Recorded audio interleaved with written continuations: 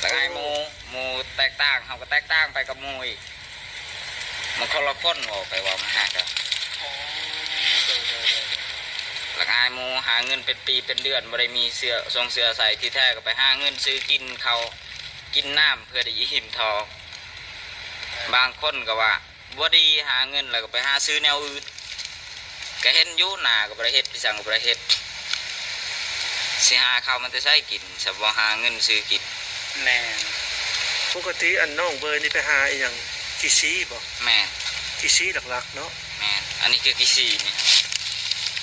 ที่บ้านเขานั่งชอบเหมือนนอกจากอันกิซีแล้วมียังอีกน้องเบอร์กิซีกูกำลังขอไอ้กิซีเขาเก็บเอาไว้แล้วเขาก็ปะอยู่นี่แหละไม่ใช่เราจะหออันนี้มาไปเบิกมาน้ำตาโอ้อันนี้โอ้ในต่อฮะกิซีอันนั้นเบิ่งกิซีก่อน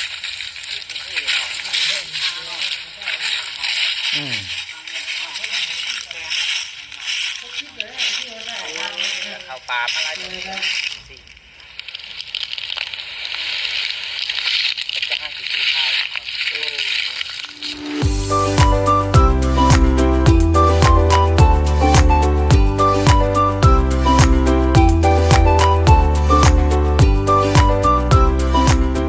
สวัสดีและสบายดีเนาะพ่อแม่พี่น้อง FC ที่หักแพงบ่ว่าพี่น้องพังลาวพังไทยและก็ต่างประเทศนำพ่อแม่พี่น้องเนาะมาวันนี้ก็มาพบพ่อกับช่องบ่าวจอยซาแนลอีกแล้วพ่อแม่พี่น้องเนาะวันนี้บ่าวจอยก็มามีเรื่องนึงเนาะพ่อแม่พี่น้องที่มามีอีกประเด็นหนึ่งอะไรพี่น้องเนาะที่มาพูดมาคุยมาโอลงกับ FC เนาะพ่อแม่พี่น้องเนาะก็มาแจ้งข่าว FC ให้พ่อแม่พี่น้องตามรับชมกับรับฟังด้วยกันพ่อแม่พี่น้องเนาะจังใดก็พ่อแม่พี่น้องเป็นกำลังใจให้ทาง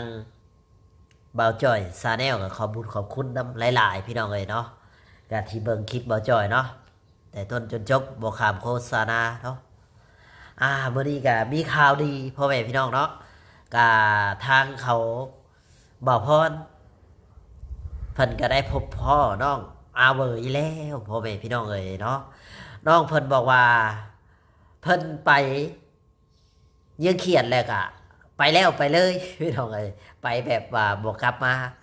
เนาะน้องเพิ่นก็ได้ไปแล้วก็ได้ไปเลยพี่น้องเอ้ยเนาะเพราะว่า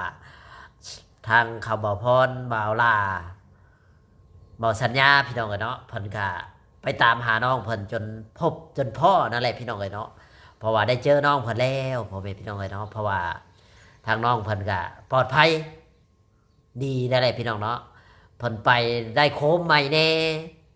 ก็เลยตื่นเต้นในบ่หรือว่าจังใดใดๆพี่น้องเนาะเพิ่นไปเพิ่นก็จนเพิ่น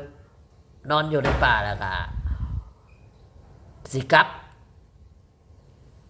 ใส่นี่แหละสักอย่างหนึ่งพี่น้องเนาะแต่ว่าเพิ่นก็กลับมาเลยพี่น้องเลยอย่างปลอดภัยเนาะก็ดีใจที่น้องเพิ่นปลอดภัยพ่อแม่พี่น้องเลยจังใดก็ซอยเป็นกำลังใจเนาะให้ทางน้องเอาเวยให้อยู่บ้านบ่ต้องไปใช้อีกแล้วพี่น้องเลยเนาะไปแล้วไปเลยนั่นแหละพี่น้องเฮาก็สิมาขออนุญาตคลิปบ่พรเพิ่นพี่น้องเนาะสิมาเปิดให้พ่อแม่พี่น้องได้เบิ่งนี่พี่น้องเจ้าเห็นเพิ่นจะใช้สบายดีอยู่นี่โลดตามมาว่าพวกง่ายไปหาน้องเบยบอกบ่เห็นอะไรเลยน้องเบยกายรถมาเนี่ยเห็นแว๊บเพิ่นนั่งอยู่นี่โอ้แสดงว่าเพิ่นสิเมื่อทั้งที่โอ้จริงๆเนาะพี่น้องหลายคนมาหาน้องอยู่น้องบ่พรแม่นสบายดีเนาะมันวันไวเป็นจังได๋ล่ะสบายดี FC เป็นจังไดไปหายังเขียดแล้วก็ไปหลับไปเลยไปเลยทั้งFC เอาเบยหายไปใช้ยานนั้นเกิดอุบัติเหตุเนาะบ่พรแม่นแต่ว่าอันทั้งน้องเพิ่นได้พวกมาที่ใช้อีกอันฮะบ่แอนเด้อฮะบ่ไอ้น้องให้ไปนอนกลางคืนบ่น้องนอนจะใช้นอนผมบอกทุกทั้งไอ้ทั้งไหนดูนอนบ่นอนเพื่อนเขาป่าอยู่บ้านได้จุดซุ้มแต่เขาเอาไปอยู่นอกเห็นว่าสมอายไปเมื่อวานเลยจักแล้วมันอยู่ไกลแต่ทางใหญ่ไปซีเรียลเห็นโดยทุกคนแล้วตกลงกับมื้อนี้สิยากไปใช้หรอสิยากไปพุ่นแล้ว ปัจจุบันสนุนชัย เอาอันนะพักน้ำไปให้ลุง โจ้ย กาทายแน่ โอ้เอาพังน้ำไปให้ลูกโจ้ยบ่ โอ้ ถูกคนทางหนองเพิ่น ผมโจยสั่งตะกี้ผมว่า บอแล้วไม่ได้สร้างเอาไปให้เรา โอ้อยากเอาพังน้ำไปให้ลุงโจ้ยนี่ แม่ จังพ่อนี่ แม่ โอ้อย่างว่าแต่บ้านในเนาะ บ้านในมาใกล้ๆ135ทุกคนเพิ่นก็ อืม เอาพักน้ำมาให้ลุงโจ้ย เอาไปเฮ็ดได้กินเนาะ เห็นไม่ได้กินผัก ลวก ลวกจิ้ง ลวกจำแก้ว ครับบ่ แม่ โอ้ทุกคนอันคือเขาวนำทำป้ากับน้องกินแล้ว กินแล้ว กินแล้วทุกคนเนาะ คิดว่านอนอยู่ในป่าบ่แม่นสิเนาะ อ๋อเนาะทุกคนไปบ่อะไรไปซื้อโทรศัพท์อยู่จุดซุม ไปครับไป เบาลาในบ่พอดในเข้าใน3คนเขาปุกกระตูบเลย ตกลงกันทั้งกระเบาย่านจะทำนอกนะบ่ว่าอันเพิ่นย่านเพราะยังย่านแบบใดใช่ที่ไป เขาเจ้าถามว่าน้องย่านว่าย่านพอเฮ็ดได้บ่ได้ย่านบ่หรือว่าไปหาการเขียดเราสุพังลบ อืม หาการเครียด ไปหาการเขียดแต่บ่พรแล้วบ่ได้ย่านจังไดตายแล้ว ว่าอันว่าย่านเรื่องว่าเฮ็ดรถบนล่าล้มหรือย่าน บริยานนะฮะอันยานเขาก็แล่นตะกี้ไปแล้วเขาก็บอกกลับไปหา โอ้โดย อันนี้ก็กลับไปหาจนฮอดเล่าวจนเล่าวก็ฮูหมันแล้ว รถทันดีแล้วรถทันดีแล้ว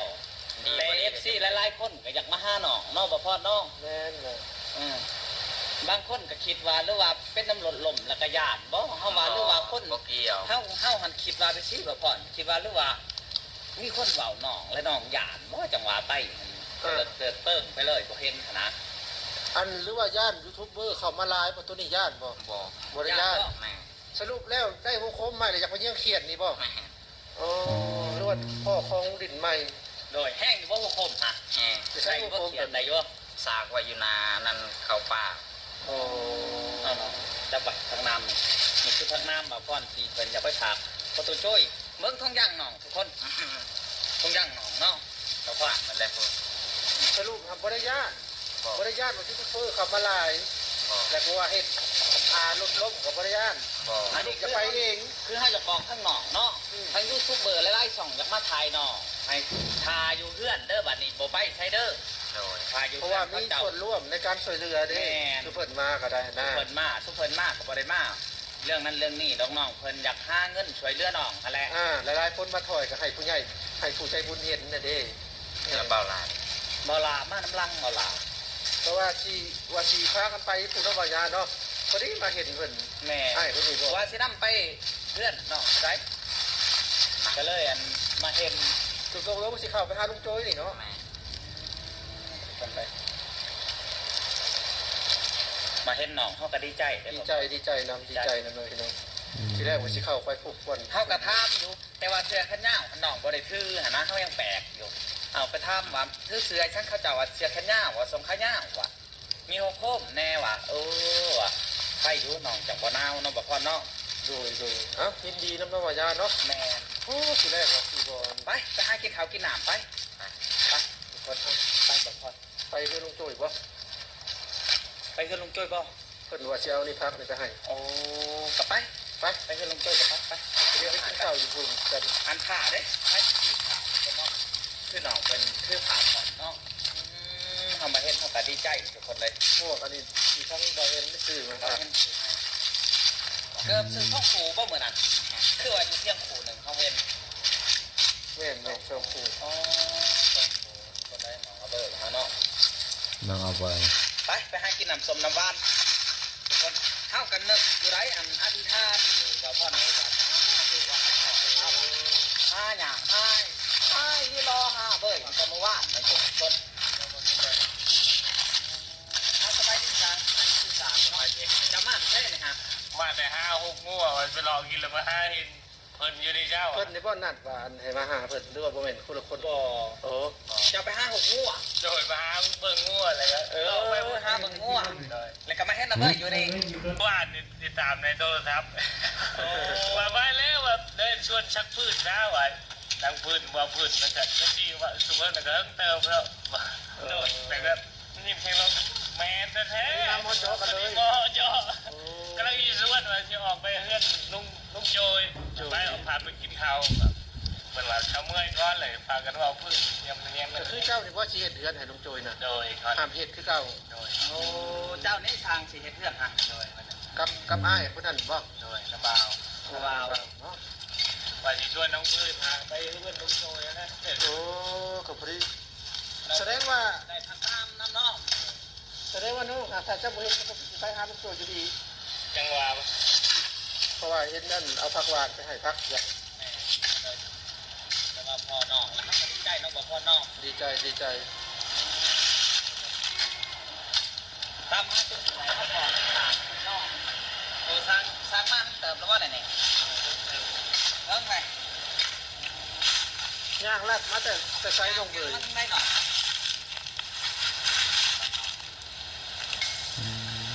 เจ้าเขาในบาทคุณถ่านให้ถ่านเนี่ยป้ากับตันป้าตั้งบาทไอ้ที่ไปส่งเขาเจ้าอยู่ไซส์นะส่งเจ้าบันเต่าอยู่ไซส์ทางไหนทางไหนหนาเขาเจ้าวัดแถวเฮาไปอยู่ในใจดงมดตรงมดนี่ แสดงว่าย่างค่อนพุ่นบ่โอ้ มาแล้วจะไปส่งอะไร บ่ได้จะไปส่งเนาะ เพิ่นบอกยังไงเพิ่นน้องบอกขาดเดียว ค่าเขาก็ซื้ออยู่ได้เหมือนเนาะในกระเป๋านะ บางคนก็ว่ายันเบ้ยห้ายันเกิดอุบัติเหตุบ่นะอันนี้ว่าบ่ได้ยินเนาะบ่พรคือทั้งน้องเพิ่นยืนยันออกมาแล้วว่าไปลงคมใหม่ไปหาการเครียดโอ้ทุกคนเลยก็คือว่าอะไรคือเอฟซีหลายๆทางก็เม่นมาว่าโอ้ไปหาการเครียดคือไปนั่นจังเลยว่ะ ค่าแต่ว่าแตะก้อนน้องบ่เคยมีหัวโคม ตะกี้เคยได้เรื่องบ่ผมหรือว่าพ่ออยู่คนชาวบ้านยังยืดครับ คล้ายๆแบบไรเงี้ยกับแบบหัวโคมบ่ค่อยแจ้งเนาะเวลา ผมตัวเอง บ่แม่นของตัวเองบ่ได้ได้ของตัวเองแล้วคล้ายๆแบบอยากไปร้องอะนะเพราะว่าคนเคยอยู่ป่าเนาะ ของตัวเองเห็นยังไง เป็นได้ของตัวเองหัวโคมใหญ่ได้หมดนั่นน่ะ ใหญ่ คือว่าหุ่งฮอบที่แถวนี้บ่มีใครซ้ำนะหัวโคมตัวนั้น โดด ก็เลยอยากร้อง ก็เข้าคิดอยู่ได้ก็พอดีมาเจาะเลยมาโอ้ยว่าเห็นเลยก็ดีใจ ใจ ทั้งน้องเพิ่นก็กินข้าวกินน้ำแล้วน้องบอกว่าน้องเอาห้าแต่เสาเข้ากับไปเรื่องลุงโจ้ย สรุปจักมื้อน้องหาย น้องให้ เมื่อวาน แต่เมื่อวานนี่ นี่เนาะ แม่นแต่เมื่อวานคน สรุปคืนนึงเนาะ ขึ้นนั้นขึ้นนี่นอนเฮ็ดป่าเนาะอ๋อเฮาคิดว่านอนอยู่ป่าดอกเฮารถไปห้าอยู่ดง ทางบ่ยาไปหาอึดถึกอยู่ แม่น กับทางบ่ลา เอาไปห้ากับไอ้กิ๊ดไปห้าอยู่ดงอัน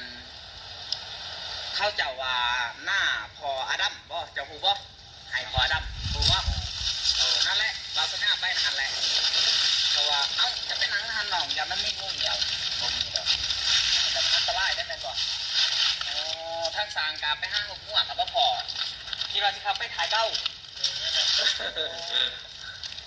ก็คือเพิ่นว่าสิไปถ่ายเบาเนาะ ด้วย แล้วพอดีเห็นน้องนี้แล้วก็เลย นั่งอยู่ ก็เลยอันนั้นก็ ไป เล ได้ ย เมื่อยบ่อันจังหวะนั่งขานหันนั่งขาไปคิดว่านั่งเศร้าเมื่อยโอ้นั่งเศร้าเมื่อยซื่อก็ห้ามกับมาพอแล้วก็ดีอกดีใจเนาะ FC ก็จังสิโล่งใจเนาะ FC ก็เป็นห่วง เป็นห่วงหลาย หลายว่ายันแบบไปแบบ ทาง FC เพิ่นก็เป็นห่วงหลายพ่อแม่พี่น้องเลยเนาะแม่น มีบางคนก็ คิดว่ารับผ้าโต้และซ่องมาและยัน เขาหายนอก คิดว่านะเป็นจริงแล้วบรินี่ทั้งงานบาทของหนองก็หักหนองอยู่หักหนองอยู่ทั้งเขาเจ้าก็ได้เขาหายเขาก็เจ้าก็หูอยู่ที่ว่าหนองก็หนองคิ้วเขาหนองเอาไปกินแต่เขาก็บริสูหายเพราะเป็นไรนะเขาเจ้าว่าว่าขนาด เอ้าก็หลังจากนี้ก็ เขากับสิผ้าหนองไปเชื่อลูกจ้อย เฮ็ดแล้วมือตัวไว้เฮ็ดตูบเลยแม่นบ่มันยัง เขาคิดว่าอันสิผ้าหนอง เฮ็ดเลยบ่ นี่เลย เฮ็ดตูบเลย บ่ บ่ แล้วเฮ็ดบ่แล้ว ฮะ บ่แล้วไปยังว่าบื้ออื่นอีก มื้ออื่นจะเฮ็ดบาดเดียวก็ได้ มื้ออื่นจะเฮ็ดบัดเดียวบ่ อันเดียวมันสิแล้วว่าหนองกันเดียว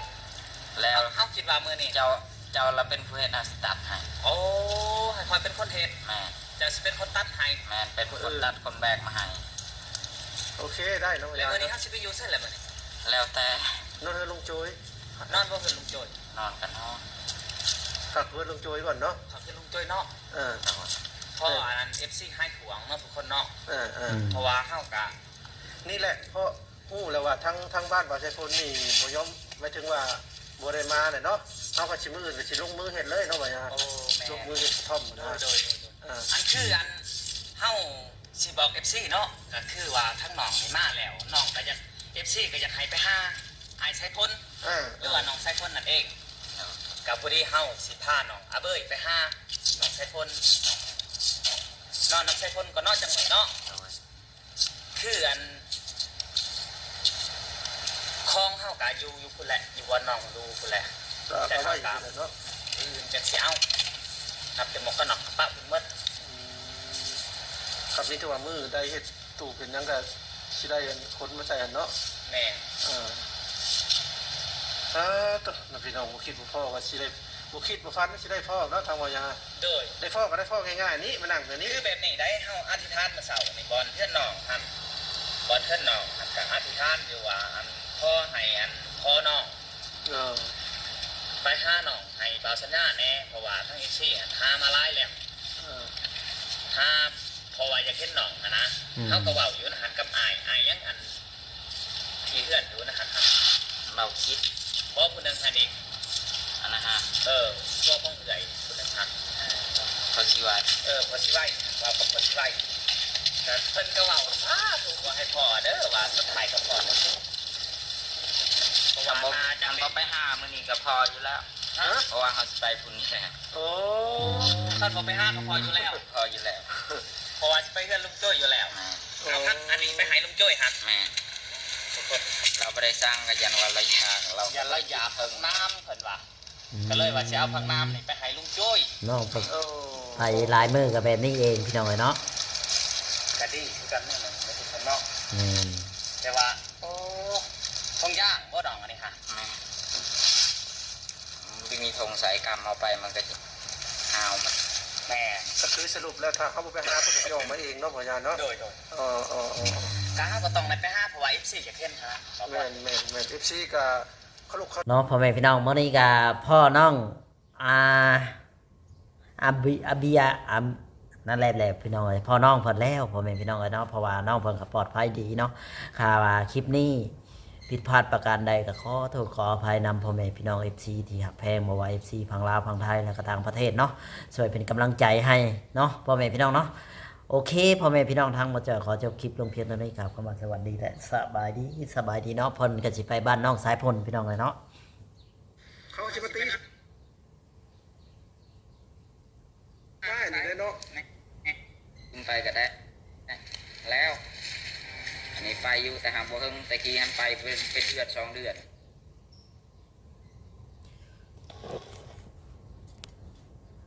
อะไรมา ตะกี้อันไหน แมนเห็นคนกันจักรีไปพร้อมอีก ถ้าแบบเป็นคนป่านะพ่อยาเนาะ ส่งเสื้อกระขาดพี่ช่างกระขาดเสียงใส่สิก้า เคยอยู่ ใส่